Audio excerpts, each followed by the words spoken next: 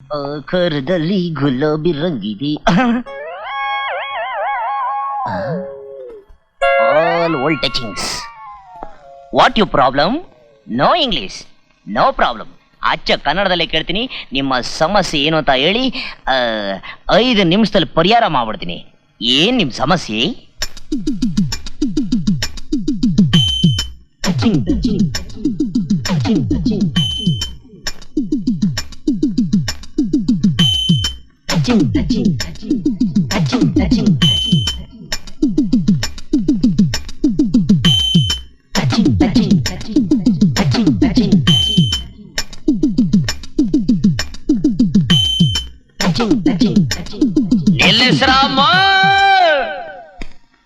Good, very good. ಕೈನಲ್ಲಿ ಪರ್ಕೆ ಹಿಡ್ಕೊಂಡು ಕೊಡ್ತಾ ಇರ ನಮ್ಗೆ ಅರ್ಥ ಆಗ್ಬಿಡ್ತದ. ನಿಮ್ ಪ್ರಾಬ್ಲಮ್ ಏನು ಅಂತ ನಮ್ಗೆ ಹೇಳಿ. ನಮ್ಮ ಮಾಮು MLA, ಅವ್ನಿಗೆ ಹೇಳಿ ನಿಮ್ ಪ್ರಾಬ್ಲಮ್ ಎಲ್ಲ ಸಾಲ್ವ್ ಮಾಡಿಸ್ಬಿಡ್ತೀನಿ. ನಮ್ ಕುಲ್ದಾಗೆ ಹೆಣ್ಣಿನ ಮೈ ಮುಟ್ದವನು ಅವನೇ ಮದ್ವೆ ಆಗ್ಬೇಕು. ಓಕೆ. ಯಾರು ಅವನು ಕೆಟ್ಟ ನನ್ನ ಮಗ? ನೀನೇ. ಯಾರಮ್ಮ ಯಾರಮ್ಮ ಹೇಳಿದ್ದು? ನಾನೇ. Blasting blasting blasting. ಇದೆಲ್ಲ ಅರೇಂಜ್ಮೆಂಟ್ ನಿಂದೇನಾ? ಹೌದು. ನೀನು ಕೀಳ್ ಜಾತಿ, ನಾನು ಮೇಲ್ ಜಾತಿ. ಅದ್ ಹೆಂಗಮ್ಮ ಮದುವೆ ಆಗಕ್ ಸಾಧ್ಯ? ಯಾರು? ಸಾಧ್ಯ ಇದೆ ನೋಡು. ಈ ಪ್ರಪಂಚದಲ್ಲಿ ಇರೋದು 2 ಜಾತಿ, ಒಂದು ಗಂಡು ಜಾತಿ, ಒಂದು ಹೆಣ್ಣು ಜಾತಿ. ನಮ್ಗೆಲ್ಲ ಇರೋದು ಒಂದೇ ಜಾತಿ, ಒಂದೇ ಮತ. ಇದನ್ನೇ ಮಹಾತ್ಮ ಗಾಂಧಿ ಕೂಡ ಹೇಳಿದ್ದು. ಇವರೆಲ್ಲ ಬಂದು ಗುಡಿಸ್ತಾ ಇದ್ರೆ ನಿನ್ ಮನೇಲಿ ಇರಕ್ಕಾಗತ್ತಾ, ಊರ್ಲಿರಕ್ಕಾಗತ್ತಾ?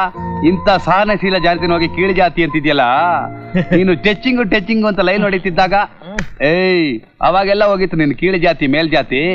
ನೋಡು, ನಮ್ಮಲ್ಲಿ ಕೋಮುಗಳುವೆ ಜಾಸ್ತಿ ಆಗಿ ನಮ್ಮಲ್ಲಿ 1000 ಜನ ಸಾಯ್ತಾ ಇದ್ದಾರೆ. ಇದನ್ನ ತಪ್ಪಿಸ್ಬೇಕಾದ್ರೆ ನೀನು ಮರ್ಯಾದೆಯಿಂದ ಇವಳಿಗೆ ತಾಳಿ ಕಟ್ಟಬೇಕು, ಇಲ್ಲ ಇವಳ ಕೈಯಲ್ಲಿರೋ ಪೊರಕೆಯಿಂದ ನಿನಗೆ ಸೇವೆ ಮಾಡಿಸ್ತೀನಿ. ಮಾಮೋ, ನೀನ್ ಹೇಳಿದ್ರೆ ಏನ್ ಬೇಕಾದ್ರೂ ಮಾಡ್ತೀನಿ, ಆದ್ರೆ ತಾಳಿನೇ ಇಲ್ವೇ? ತಾಳಿ ರೆಡಿ. ತಗೋ. ಹಾ,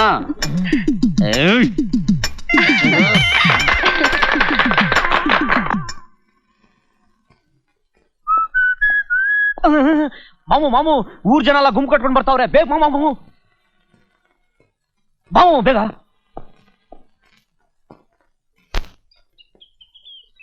ಏನು ಏನು ಏನಾ? ಮನವಿ ಪತ್ರ ಕೊಡ್ಬೇಕು. ಏನದು? ಈ ಊರ್ನಲ್ಲೊಬ್ಬ ಗಂಡಿದಾನೆ, ಬುದ್ಧಿ ಇಲ್ದೆ ಅವನ ಲವ್ ಮಾಡ್ಬಿಟ್ಟೆ. ನನ್ ಬಗ್ಗೆ ಸ್ವಲ್ಪನ ಯೋಚನೆನೇ ಇಲ್ಲ. ಊರ್ನಲ್ಲಿರೋರ್ಗೆಲ್ರಿಗೂ ಮದುವೆ ಮಾಡಿಸ್ತಾನೆ. ಅವನು ವಯಸ್ಸಾಗಿದೆಯೋ ಇಲ್ವೋ, ನನಗ್ ಮಾತ್ರ ವಯಸ್ಸಾಗ್ಬಿಟ್ಟಿದೆ. MLA ಆಗಿರೋ ನೀವು ಅವನಿಗೆ ಸ್ವಲ್ಪ ಬುದ್ಧಿ ಹೇಳಿ ನನ್ ದಾಹ ತೀರಿಸ್ಬೇಕು ಸರ್. ಗೌರಿ, ಕುರಿಗಳಿಗೆ ಮೈಯಲ್ಲಿ ಅರ್ಧ ಕೆಜಿ ಕೊಬ್ಬಂತೆ, ಆದ್ರೆ ನಿನ್ನ ಮೈಯಲ್ಲಿ ಕೆಜಿ ಗಟ್ಲೆ ಇದೆ. ಶಿವು, ಅವಳು ಹೇಳೋದ್ರಲ್ಲೂ ಏನೋ ತಪ್ಪಿದೆ. ನೀನ್ ಹೀಗ್ ವ್ಯರ್ಥವಾಗಿ ಕಾಲ ಕಳೀತಿದ್ರೆ ಏನ್ ಪ್ರಯೋಜನ ಅಂತ. ಹೌದಪ್ಪ, ಒಂದ್ ಹುಡುಗಿ ನೋಡೋದು, ಅವ್ರ ಮನೆಗೆ ಹೋಗೋದು, ಅವ್ರು ಕೊಡೋ ಊಟ ತಿಂಡಿ ಎಲ್ಲ ತಿನ್ಬಿಟ್ಟು ಹುಡುಗಿ ಚೆನ್ನಾಗಿಲ್ಲ ಅಂತ ಹೇಳ್ಬಿಟ್ಟು ಬರೋದು. ಈ ಶ್ರಮ ಇಲ್ಲ ನಿನ್ಗೆ ಯಾಕೆ ಅಂತ ನನ್ನ ಹುಡುಗಿನ ನೀನೇ ಸೆಲೆಕ್ಟ್ ಮಾಡ್ಬಿಟ್ಟಿದ್ಯಾ? ನೋಡಪ್ಪ, ಒಂದ್ ಕೈಗೆ ತಾಳೆ ಕೊಟ್ಬಿಡು, ಒಂದ್ ಕುತ್ತಿಗೆ ಕೊಟ್ಬಿಡು, ಕಟ್ಬಿಡ್ತೀನಿ. ಹೋಗಿ ಸಿಂಗಾಪುರದಲ್ಲಿ ಕಟ್ಬಿಡು. ಮದುವೆ ಅಂದ್ರೆ ಜಾತಕ ಮುಹೂರ್ತ ಎಲ್ಲ ಕೂಡ್ ಬರ್ಬೇಕು. ಹೌದಪ್ಪ. ಸೇನು, ಎಲ್ಲ ರೆಡಿಯಪ್ಪ. ಲಗ್ನ ಪತ್ರಿಕೆ ಸಮೇತ ಬಂದಿದ್ದೀನಿ. ಮುಂದಿನ ತಿಂಗಳು 10ನೇ ತಾರೀಕು ಮದುವೆ.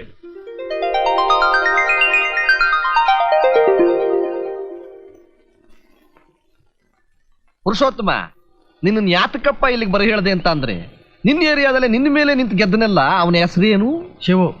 ಶಿವು ಏನಯ್ಯ? ದಿನೇ ದಿನೇ ಅವನು ಪ್ರವರ್ಧಮಾನಕ್ಕೆ ಬರ್ತಾ ಇದ್ದಾನೆ. ನಿನ್ನೆ ಕಮಿಷನರ್ ಕೂಡ ಅವನ ಬಗ್ಗೆ ತುಂಬಾ ಹೊಗಳ್ತಾ ಇದ್ರು.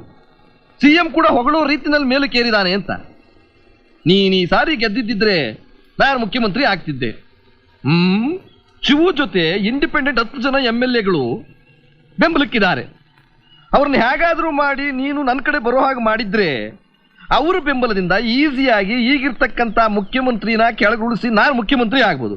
ನೀನೀಗ ಏನ್ ಮಾಡ್ಬೇಕಪ್ಪ ಅಂತಂದ್ರೆ, ಎಷ್ಟೇ ಕಷ್ಟ ಆದ್ರೂ ಶಿವನ ನಮ್ಮ ಕಡೆ ಬರೋ ಹಾಗೆ ಮಾಡಕ್ಕಾಗತ್ತಾ? ಜೈಲಿನಲ್ಲಿರೋ ಕಪಾಲಿನ ಹೊರಗಡೆ ಕರ್ಕೊಂಡ್ ಬನ್ನಿ ಅಂತಂದ್ರೆ, ಪಕ್ಷದಿಂದ ಹೊರಗಡೆ ಇರೋ ಶಿವನ ಪಕ್ಷದೊಳಗೆ ಕರ್ಕೊಂಡ್ ಬಾ ಅಂತ ಹೇಳ್ತಾ ಇದ್ದೀರಾ? ಕಪಾಳಕ್ಕೆ ಹೊಡೆದು ಬಿಡ್ತೀನಿ. ಕಪಾಲಿ ಅಂತೆ ಕಪಾಲಿ. ಅವ್ನು ಹೊರಗೆ ಬಂದು ಏನೋ ಮಾಡ್ತಾನೆ, ಸದ್ಯಕ್ಕೆ ಅವನು ಒಳಗೆ ಇರ್ಲಿ. ನೀನೀಗ ಹೋಗಿ ಶಿವ ಹತ್ರ ಸ್ವಲ್ಪ ವ್ಯಾಪಾರ ಕುದುರ್ಸ್ಕೊಂಡ್ ಬಾ. ನಾನು ಕಪಾಲಿ, ನೀವ್ ಈ ಸ್ಥಿತಿಗೆ ಬರೋದಕ್ಕೆ ಎಷ್ಟು ಕಷ್ಟಪಟ್ಟಿದೀವಿ ಅಂತ ಸ್ವಲ್ಪ ಜ್ಞಾಪಕ ಮಾಡ್ಕೊಳ್ಳಿ. ಇವತ್ತು ಅವನೇ ಅವನ ಬೇಕು ಅಂತ ನಮ್ಮ ಸಂಬಂಧನ ಕಿತ್ತು ಬಿಸಾಕ್ ಮಾತಾಡ್ತಿದಿರಲ್ಲ, ಇದು ನ್ಯಾಯನಾ? ಇವನು ಯಾವನು ರಾಜಕೀಯದಲ್ಲಿ ಬಂದ ಸಂಬಂಧ ಪ್ರೀತಿ ವಿಶ್ವಾಸ ಲೊಟ್ಟೆ ಲೊಸ್ಕು ಅಂತ ಡೈಲಾಗ್ ಹೇಳ್ತಿದೀಯಲ್ಲೋ. ಎಣ್ಣೆ ಬಂದಾಗ ಕಣ್ಣು ಮುಚ್ಕೊಂಡ್ರು ಅನ್ನೋ ಹಾಗೆ ಯಾವ ಪಕ್ಷ ಗೆಲ್ಲುತ್ತೋ ಆ ಪಕ್ಷದ ಕಡೆ ಇರ್ಬೇಕು ಕಣೋ. ಸಾಯೋವರೆಗೂ ನಾನು ಮಂತ್ರಿ ಆಗಿರ್ಬೇಕು, ಅದೇ ನನ್ನ ಆಸೆ. ಯಾವುದೇ ಪಕ್ಷ ಗೆದ್ದು ಬರಲಿ ನಾನು ಮಂತ್ರಿ ಆಗಿರ್ತೀನಿ. ಯಾವುದೇ ಒಂದು ಪಕ್ಷ ಗೆದ್ದು ಬಂದ ಮೇಲೆ ಕಣೋ ಗೌರವ ಇರೋದು. ನಡೆಯೋವರೆಗೂ ನಾಣ್ಯ, ನನ್ನ ಹೆಸರು ಇರೋವರೆಗೂ ಗೌರವ ಇರುತ್ತೆ. ನನ್ನ ಹೆಸರು ಕೆಸರಾದ ಮೇಲೆ ಜನ ನನ್ನ ಕಿತ್ತು ಬಿಸಾಕ್ತಾರೆ. ಇದೇಪ್ಪ ಪ್ರಪಂಚ. ಏನು ಮಂತ್ರಿನ ಹೆಸರಿಟ್ಟು ಕರಿತಾ ಇದೀಯಾ? ಮಂತ್ರಿ ಸಾಧಾರಣ ಗಾಳ ಹಾಕಿ ಮೀನ್ ಹಿಡಿತಿದ್ದ ನೀನು ದೊಡ್ಡ ಹಡಗಿನ ಓನರ್ ಆಗೋದಕ್ಕೆ ಕಾರಣ ನಾನು ಮತ್ತು ಕಪಾಲಿ ಅಂತ ರೌಡಿಗಳು. ನಿನ್ನನ್ನ ಗೆಲ್ಸಿ ಈ ಮಂತ್ರಿ ಪದವಿ ಎಗರಿಸೋದಕ್ಕೆ ನಾವು ಪಂಚನ ಎತ್ತಿ ಕಟ್ಟಿ ಕೈಯಲ್ಲಿ ಕತ್ತಿನ ಹಿಡಿದು ರಸ್ತೆಯಲ್ಲಿ ಕಗ್ಗೊಲೆ ನಡೆಸಿ ರಕ್ತದ ಕೋಡಿನೇ ಹರಿಸಿದ್ದೀವಿ. ಇದಕ್ಕೆಲ್ಲ ಕಾರಣ ಯಾರು? ನೀನು. ಅದಕ್ಕೆ ನೀನು MLA ಆಗಿದ್ದು. ಆ ಪದವಿ ಇದ್ದಿದ್ರಿಂದಲೇ ಪೊಲೀಸ್ ಸ್ಟೇಷನ್ ಅಲ್ಲಿ ಮೇಲಿದ್ದ ನಿನ್ನ ಫೈಲು ಕೆಳಕ್ಕೆ ಹೋಯ್ತು. ಈಗ ಧೂಳು ತುಂಬಿಕೊಂಡಿರೋ ಫೈಲ್ನ ಬಿಚ್ಚಬೇಕಾಗತ್ತೆ. ಕೋದಂಡ, ನಾನು ಮತ್ತೆ ಪಂಚ ಎತ್ತಿ ಕಟ್ತೀನಿ. ಆ ಶಿವನ ಕೊಲೆ ಮಾಡೇ ಮಾಡ್ತೀನಿ. ನನ್ನ ಏರಿಯಾದಲ್ಲಿ ಮತ್ತೆ ಎಲೆಕ್ಷನ್ ನಡೆಸ್ತೀನಿ. ನಾನು ಮಂತ್ರಿ ಆಗೇ ಆಗ್ತೀನಿ. ಏನ್ ಸರ್, ಇಷ್ಟು ದಿವಸ ಇಲಿ ಆಗಿದ್ದವನು ಇದ್ದಕ್ಕಿದ್ದಲ್ಲ ಹುಲಿ ಆಗ್ಬಿಟ್ಟಿದ್ದಾನೆ. ಅವನ ವಿಚಾರ ಆಗಿರ್ಲಿ, ಶಿವನ ಹೋಗಿ ವಿಚಾರಿಸ್ಕೊಂಡ್ ಬಂದ್ಯಲ್ಲ, ವಿಚಾರಿಸ್ಕೊಂಡ್ ಬಂದ್ಯಾ? ಆ ಶಿವ ಬೇರೆ ಯಾರು ಅಲ್ಲ ಸರ್, ನಿಮ್ ಮಗ ಪರೀಕ್ಷೆಯಲ್ಲಿ ಕಾಪಿ ಹೊಡೆದಂತ ಹಿಡ್ದಾಕಿದ್ರಲ್ಲ, ಅದೇ ಅವನು ನೀವು ಹೈಸ್ಕೂಲ್ ಮೇಸ್ಟ್ನ ಪ್ರೈಮರಿ ಸ್ಕೂಲ್ ಮೇಸ್ಟ್ ಮಾಡಿದ್ರಲ್ಲ, ಆ ಮೇಸ್ಟ್ ಮಗನೇ ಈ ಶಿವು. ಓಹೋ, ಹೌದಾ? ಹ್ಮ್. ಅವ್ರ ಮಗನ ಇವನು? ಹೌದು. ಹಾಗಾದ್ರೆ ಈಸಿನೇ ಆಯ್ತು. ಒಂದ್ ಕೆಲಸ ಮಾಡಿ, ಏನು? ಸೀದಾ ಶಿವ ಹತ್ರ ಹೋಗಿ ನಿಮ್ ತಂದೆನ ಪ್ರೈಮರಿ ಸ್ಕೂಲ್ ಮೇಸ್ಟ್ರಿಂದ ಮತ್ತೆ ಹೈಸ್ಕೂಲ್ ಮೇಸ್ಟರ್ ಆಗಿ ಪ್ರಮೋಷನ್ ಮಾಡ್ತೀವಿ, ಜೊತೆಗೆ ಒಂದ್ 5 ಲಕ್ಷ ರೂಪಾಯಿ ಕೊಡ್ತೀವಿ ಅಂತ ಹೇಳಿ ಕರ್ಕೊಂಡ್ ಬಾ ಹೋಗು. ಗುರು, ಮಂತ್ರಿ ಕೋದಂಡ ಅವ್ರ ಪಿಯ ಬಂದ್ಬಿಟ್ಟವ್ರೆ. ನಮಸ್ಕಾರ. ನಮಸ್ಕಾರ, ಕೂತ್ಕೊಳ್ಳಿ. ನನ್ನ ಹೆಸರು ಹರಿ. ಸರಿ, ನಿಮ್ಮ ಹತ್ರ ಒಂದು ವಿಷಯ ಮಾತಾಡ್ಬೇಕಾಗಿತ್ತು. ಏನು ಅಂತ ಹೇಳಿ.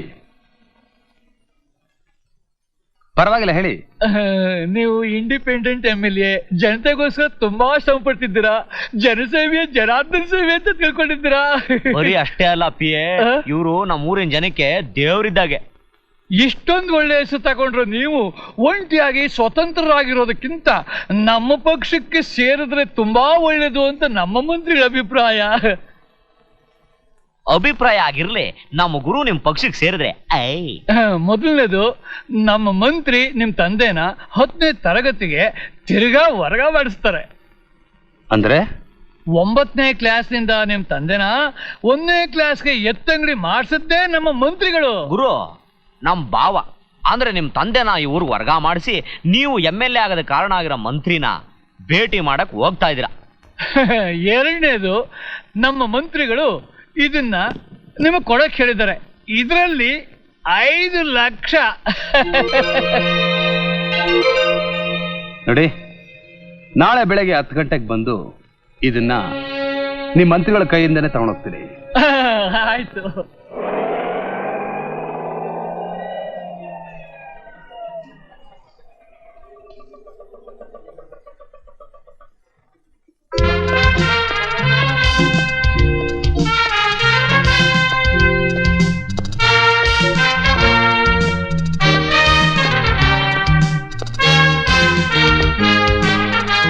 ಬನ್ನಿ ಬನ್ನಿ ಮಿಸ್ಟರ್ ಶಿವು, ನಿಮಗೋಸ್ಕರ ತುಂಬಾ ಹೊತ್ತಿಂದ ಕಾದಿದ್ದಾರೆ. ನೀವು ಬರ್ತೀರಿ ಅಂತ ನಮ್ಮ ಕರ್ನಾಟಕದ ಎಲ್ಲಾ ಪತ್ರಿಕಾ ಪ್ರತಿನಿಧಿಗಳನ್ನು ಕರೆಸಿದ್ದಾರೆ.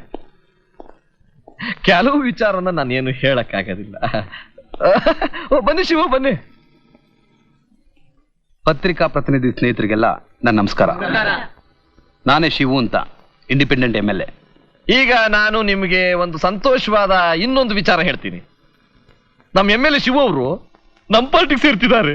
ಅಲ್ಕ ನನ್ನ ಮಗನೇ, ತಿರ್ಬೋಕಿ ನನ್ನ ಮಗನೇ, ಇನ್ನೂ ಬಾಯಿಗೆ ಬಂದಾಗ ಬೈಬೇಕು ಅಂತ ಆಸೆ, ಸದ್ಯಕ್ಕೆ ಸಾಕು. ನಾನ್ ನಿಮ್ ಪಕ್ಷಕ್ಕೆ ಸೇರೋದಿರ್ಲಿ, ನಾನ್ ನಿನ್ನ ಬಂಡವಾಳನ ಬಯಲು ಮಾಡಬೇಕು ಅಂತ ಇಲ್ಲಿಗೆ ಬಂದೆ. ಆದ್ರೆ ನೀನೇ ಪತ್ರಿಕೆಯವ್ರನ್ನೆಲ್ಲ ಸೇರಿಸ್ಬಿಟ್ಟಿದ್ಯಾ. Very good. ಸ್ನೇಹಿತರೆ, ನಾನು ಹೇಳೋದನ್ನ ದಯವಿಟ್ಟು ಕೇಳಿ. 9ನೇ ಕ್ಲಾಸ್ಗೆ ಪಾಠ ಮಾಡ್ತಿದ್ದ ನಮ್ಮ ಅಪ್ಪನ್ನ 1ನೇ ಕ್ಲಾಸ್ಗೆ ಪ್ರಮೋಟ್ ಮಾಡ್ದ. ಈಗ ನಾನು ಈ ಲೋಫರ್ ನನ್ನ ಮಗನ ಪಕ್ಷಕ್ಕೆ ಸೇರ್ಕೊಂಡ್ರೆ 10ನೇ ಕ್ಲಾಸ್ಗೆ ಪ್ರಮೋಷನ್ ಮಾಡಿ ಟ್ರಾನ್ಸ್ಫರ್ ಮಾಡ್ತಾನಂತೆ, ಅದು ನಾನು ಕೇಳಿದ ಜಾಗಕ್ಕೆ. ಏನ್ ಎಜುಕೇಶನ್ ಡಿಪಾರ್ಟ್ಮೆಂಟ್ ಅಂದ್ರೆ ಇವ್ರ ಅಪ್ಪನ ಆಸ್ತಿ ಅಂತ ತಿಳ್ಕೊಂಡ್ಬಿಟ್ಟಿದ್ದಾನೆ. ಮಂತ್ರಿ ಆಗಿರೋ ಕಂತ್ರಿ ನನ್ನ ಮಗನೇ, ನಾನು ಇಲ್ಲಿಗೆ ಬರೋದಕ್ಕಿಂತ ಮುಂಚೆ ನಿನ್ ಜಾತಕನೆಲ್ಲ ಜಾಲಾಡ್ಸ್ಕೊಂಡೇ ಬಂದಿದ್ದೀನಿ. 1945ರಲ್ಲಿ ಕದ್ದು ಬಸರಿಯಾಗಿ ಬೋರಿಂಗ್ ಆಸ್ಪತ್ರೆಯಲ್ಲಿದ್ದ ಒಬ್ಬಳಿಗೆ ಓಸಿಲ್ ಹುಟ್ಟಿರೋ ಕಳ್ಳನ್ ಮಗ ನೀನು. ಬಸ್ ಸ್ಟ್ಯಾಂಡ್ ಅಲ್ಲಿ ತಿರುಪೆ ಎತ್ತುತ್ತಿದ್ದ ನೀನು ಈಗ ಮಂತ್ರಿ. ಏನಂದೆ?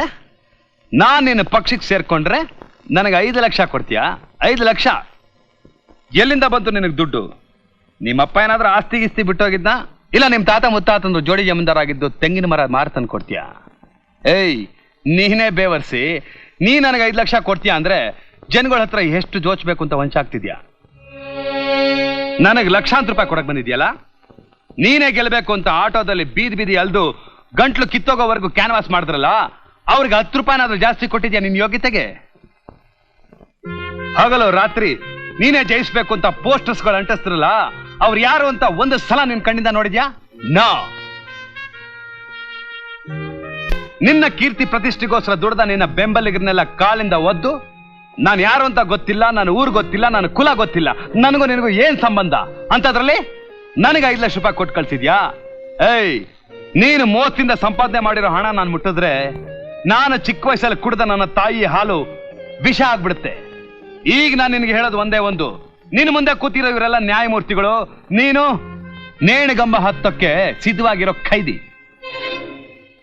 ಇವರೆಲ್ಲ ನಿನ್ನ ಬಗ್ಗೆ ನಾನು ಹೇಳೋದನ್ನ ಪತ್ರಿಕೆಯಲ್ಲಿ ಬರೆದು ಜನ ರೊಚ್ಚೆದ್ದು ಹುಚ್ಚನಾಗಿ ಹೊಡೆಯೋದಕ್ಕಿಂತ ಮುಂಚೆ ನೀನೇ ರಾಜೀನಾಮೆ ಕೊಟ್ಟು ತಲೆ ಮರೆಸ್ಕೊಂಡು ಹೊಟ್ಟೋಗ್ಬಿಡು. ನಿನ್ನ ನಿರ್ಧಾರನ ನಾನು ಈಗಲೇ ಕೇಳಲ್ಲ, ನಾಳೆ ಬೆಳಗ್ಗೆ ಪತ್ರಿಕೆಯಲ್ಲಿ ಓದ್ತೀನಿ. ಬಾಯ್.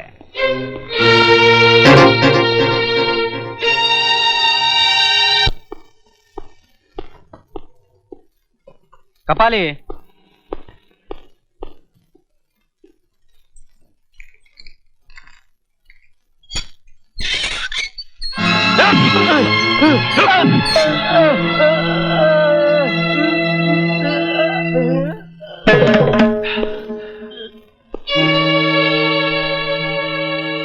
ಸಚಿವ ಕೋದಂಡನ ರಾಜೀನಾಮೆ. ಪುರುಷೋತ್ತಮ, ಓ ಮಂತ್ರಿ, ಮಾಜಿ ಮಂತ್ರಿ, ಯಾವ ಮುಖ ಹೊತ್ಕೊಂಡು ಇಲ್ಲಿಗೆ ಬಂದೆ? ಹೋಗಿ ಕ್ಯಾಕರ್ಸ್ ಹೋಗಿ, ನಿನಗೆ ಹೇಗೆ ಬೇಕೋ ಆಗ ಹೋಗಿ. ನೋಡೋ ಪುರುಷೋತ್ತಮ, ಕಟ್ಕೊಂಡು ಹೆಂಡತಿ ಇನ್ನೊಬ್ರ ಜೊತೆ ಓಡ್ ಹೋಗ್ಬಿಟ್ರು ಸಹಿಸ್ಕೋಬಹುದು, ರಾಜಕೀಯದಲ್ಲಿ ಪದವಿ ಹೋದ್ರೆ ಸಹಿಸ್ಕೊಳಕ್ ಆಗಲ್ಲ ಕಣೋ. ಇದು ಯಾವ ರಾಜಕೀಯದ ಆಟ? ಬರೀ ಆಟ ಅಲ್ಲ ಕಣೋ, ನಮ್ಮಿಬ್ರಿಗೂ ಬಂದಿದೆ ಕಾಟ. ಆ ಶಿವು ನಾವಿಬ್ರು ನ್ಯಾಯವಾಗಿ ಆಸ್ತಿ ಪಾಸ್ತಿ ಸಂಪಾದನೆ ಮಾಡಿಲ್ಲ ಅಂತ ಸರ್ಕಾರಕ್ಕೆ ಪುರಾವೆ ಕೊಟ್ಟಿದ್ದಾನೆ. ಸರ್ಕಾರ ಕೂಡ ಒಂದು ಆಜ್ಞೆ ಹೊರಡಿಸಿದೆ, ನಮ್ಮಿಬ್ರು ಆಸ್ತಿ ಪಾಸ್ತಿ ಜೊತೆ ಕಪಾಲಿ ಆಸ್ತಿ ಪಾಸ್ತಿನೂ ಮುಟ್ಕೋಲ್ ಹಾಕೋಬೇಕು ಅಂತ. ನಮ್ಮಿಬ್ರನ್ನ ಈ ಸ್ಥಿತಿಗೆ ತಂದಿರೋ ಆ ಶಿವುನ ಹೇಗಾದ್ರೂ ಮಾಡಿ ಮುಗಿಸ್ಬಿಡ್ಬೇಕು. ಹಣ ಎಷ್ಟು ಖರ್ಚಾದ್ರೂ ಪರವಾಗಿಲ್ಲ, ನಾನಿದ್ದೀನಿ. ಪುರುಷೋತ್ತಮ, ನಂದು ಪರವಾಗಿಲ್ಲ ಕಣಯ್ಯ, ಎಲ್ಲ ಅನುಭವಿಸ್ಬಿಟ್ಟಿದ್ದೀನಿ. ವಯಸ್ಸಾಯ್ತು, ಕಂಬಿ ಎಣಿಸಿದ್ರು ಪರವಾಗಿಲ್ಲ. ನೀನ್ ಚಿಕ್ಕವನು, ಸಂಸಾರಸ್ಥ, ಕಂಬಿ ಎಣಿಸ್ಬೇಕು, ಸಂಸಾರ ಹಾಳಾಗೋಗುತ್ತೆ. ಜೊತೆಗೆ ಇನ್ನು ಮಂತ್ರಿ ಆಗ್ಬೇಕು, ನಿನ್ನ ಮುಖ್ಯಮಂತ್ರಿ ಮಾಡ್ಬೇಕು ಅನ್ನೋ ಆಸೆ ಇದೆ ಕಣು. ಇಂಥ ಅವಕಾಶ ಕಳ್ಕೋಬೇಡ. ಕಾಲ ಬಂದಾಗ ಕಣ್ಣು ಮುಚ್ಕೊಂಡ್ರು ಅಂತ ಗಾದೆನೇ ಇದೆ, ಮುಚ್ಕೋಬೇಡ ಕಣೋ. ಏನಾದ್ರೂ ಮಾಡ್ಬೇಕು, ಯೋಚನೆ ಮಾಡು. ಶಿವು, ನಿನ್ನ ಮದುವೆ ಮಂಟಪನ ಸ್ಮಶಾನ ಮಾಡ್ಲಿಲ್ಲ, ನನ್ನ ಹೆಸರು ಪುರುಷೋತ್ತಮನೇ ಅಲ್ಲ, ಶಿವ.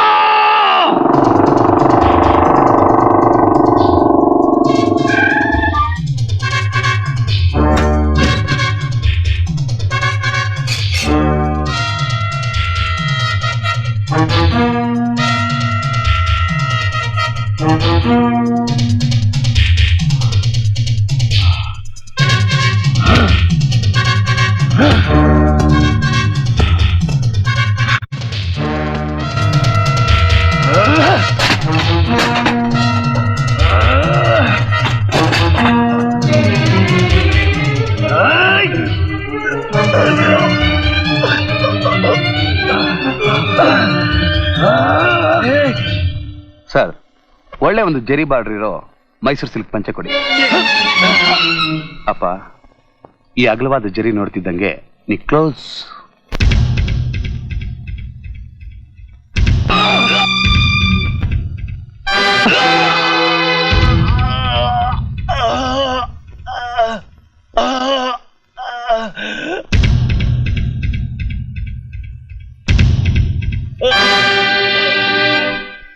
ನೋ ನೋ ನೋ, ಈ ಸೀರೆಗಳಲ್ಲ, ಒಳ್ಳೆ ಜರಿ ಬಾರ್ಡ್ರ್ ಇರೋ ರೇಷ್ಮೆ ಸೀರೆ ಕೊಡಿ. ಅದು ನಮ್ಮ ತಾಯಿಗೆ ತಗೊಂಡೋಗ್ತಿರೋದು. ಅಮ್ಮ, ಈ ಸೀರೆ ನೋಡ್ತಿದ್ದಂಗೆ ನಿನಗೆ ಶಾಕ್ ಆಗಿ ನೀನು ಉಸಿರೇ ನಿಂತೋಗುತ್ತೆ.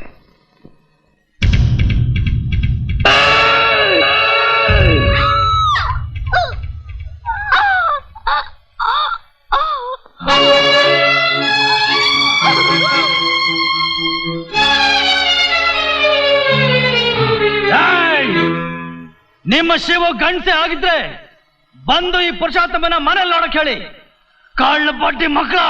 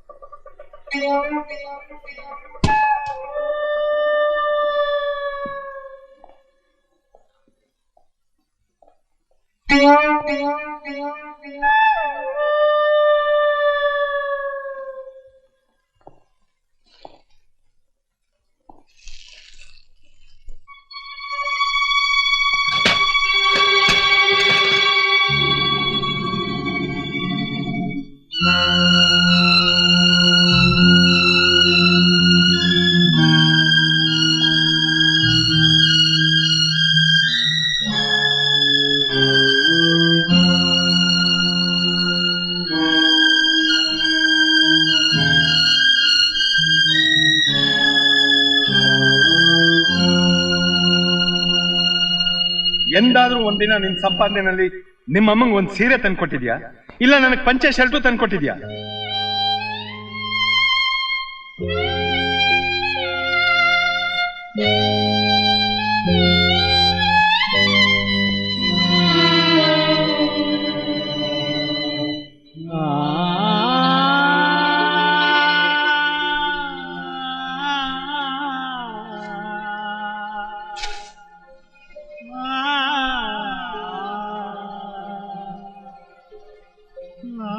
ಶಿವು, ನಿಮ್ ತಂದೆ ತಾಯಿನ ಆ MLA ಪುರುಷೋತ್ತಮ.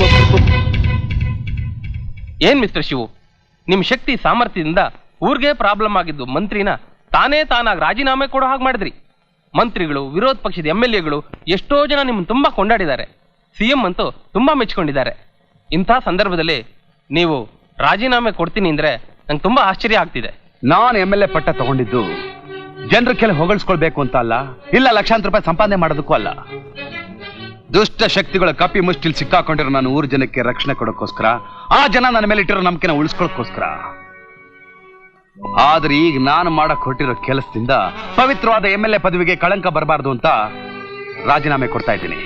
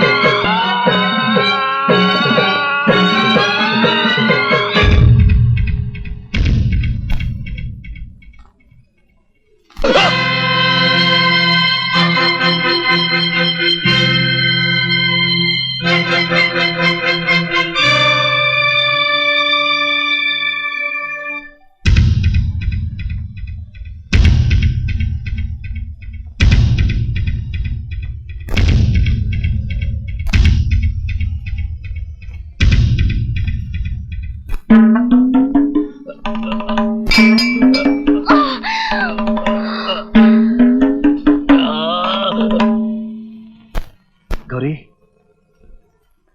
ಏನ್ ಮಾಡ್ಬಿಟ್ಟೆ ನೀನು? ಗೌರಿ,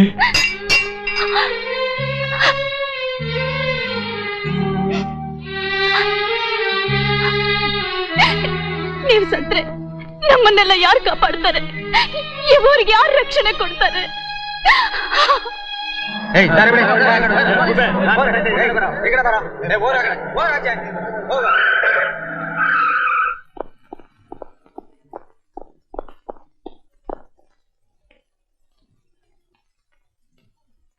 ಯಾರು ಯಾರು ಈ ಕೊಲೆಗಳನ್ನು ಮಾಡಿದ್ದು?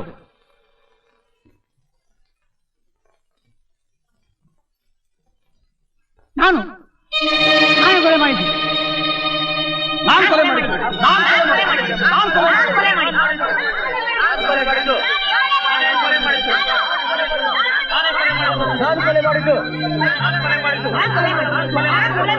ನೋಡಿ, ನಿಮ್ಮಲ್ಲಾದ ಈ ಪರಿವರ್ತನೆಗಿಂತ ಬೇರೆ ಭಾಗ್ಯ ನನಗಿನ್ನೇನಿದೆ? ನಾವು ಮಾಡಿದ ಅಪರಾಧನ ನಿಮ್ಮೇಲೆ ಹಾಕುವಂತ ಮೂರ್ಖರು ನಾವಲ್ಲ. ಇನ್ಸ್ಪೆಕ್ಟರ್, ಈ ಕೊಲೆಗಳನ್ನ ನಾವೇ ಮಾಡಿದ್ದು.